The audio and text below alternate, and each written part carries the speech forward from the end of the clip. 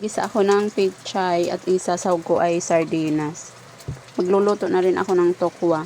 Kaya lang unahin ko na muna igisa yung pechay. Ito yung panghalo ko sa tokwa. Sibuyas na ganyan at ganito. Tapos sili na green. Mas gusto ko yung green kaysa labuyo kasi masarap to pagka hindi gaanong luto. Igigisa ko lang to pambaon ni Isdi at ulam namin dito sa bahay. Dapat hahaluan ko to ng sardinas. Nabuksan ko na nga yung ihahalo ko sana eh. Kaya lang, namimiss ko yung ganito lang. Walang halo. Kaya bukas ko na lang yung gagamitin yung sardinas. Lalagyan ko ng udong. Hindi ko na muna pinanghalo dito sa pechay na niluto ko.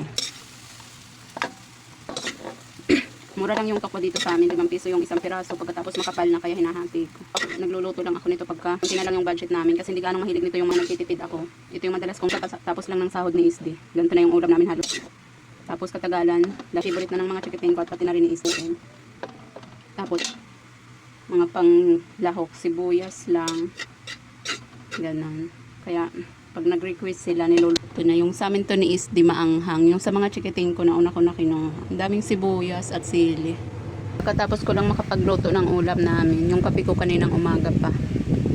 Kaunti pa lang yung naiinom ko. Kasi nga inuna ko makapagluto at pagising ni Isdi kakain siya.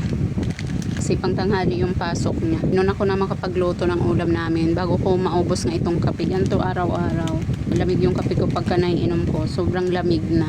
Yung aking ginisang pechay, maraming sabaw kasi yung mga chikiting ko mahilig sa sabaw. Sa mga ulam na may sabaw. Pambaon na Isdi yung iba niyan. Tapos ulam namin ng lunch at hapunan. Ito naman yung aking nilutong tokwa. Ito yung sa amin ni Isdi maanghang. Pati na rin yung panganay ko nakain siya nito maanghang. Ito kay Chuchay at kay Bunso. Babaonan ko rin ito si Isdi. Nagbabaon siya ng kanin at ulam para mas nakakatipid. Kaya nagluluto ako ng maaga. Mula nung panghapon na yung pasok niya, lagi na ako nagluluto ng maaga.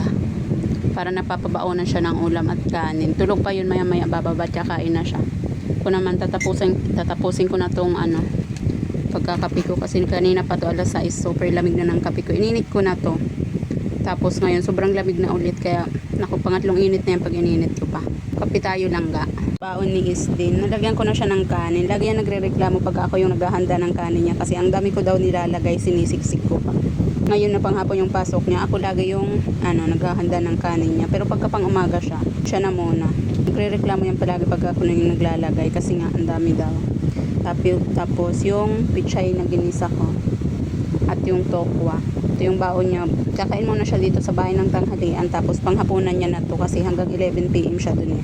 Mas nakakatipid kami sa pagka nagbabaon siya kasi yung niluluto kong ulam para pambaon niya, yun na rin yung ulam namin dito sa bahay. Yung natitira. Ayun, marami pa yung mga tira. Ulam namin ng tanghalian at yung iba hanggang hapunan pa yan. Nakakatipid kami pagka nagluluto ako ng pambaon niyang ulam.